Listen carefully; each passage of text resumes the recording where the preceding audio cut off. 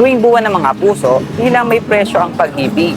May halaga ang mga bulaklak, may presyo ang tsokolate, at may budget para sa dinner date. Pero kung susuriin natin, magkano nga ba ang pag-ibig?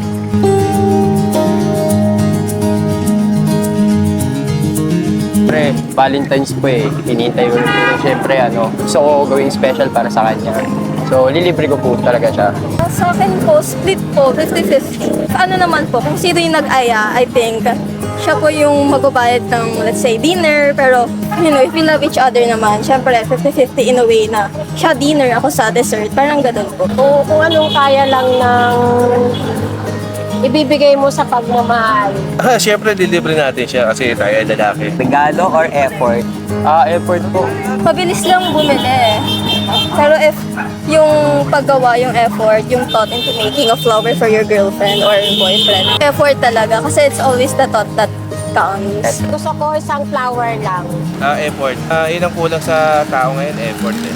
Kailangan ba mahal ang regalo? Hindi naman po talaga. Kahit ano po okay. For as long as I love the person. No. Bakit po? Kasi hindi na babase ang pagmamahal sa malaki ang ibibigay.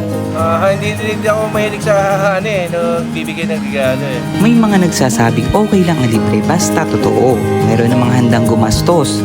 Magkakaiba man ang sagot, magkakaiba man ang presyo, pero sa dulo iisa ang hinahanap ng puso, ang maramdamang mahalaga sila. Pero paano kung ang pag-ibig ay hindi na nabigyan ng chance o nanatili na lamang ito sa isip at ating puso? O kaya naman ay nabaon sa limot o sa draft ng inyong message?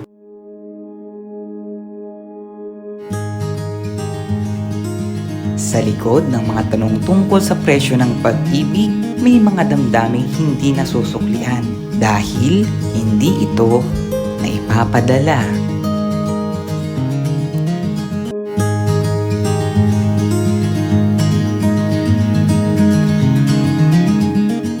Tatawagin na lang kita sa pangalang Ana. Totoong masaya ang dulot ng love.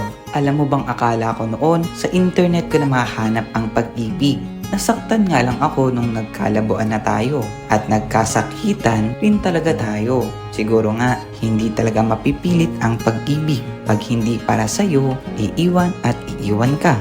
Pero sana, masaya ka. Sana, masaya ka sa kanya. Nagmamahal, Lorenzo.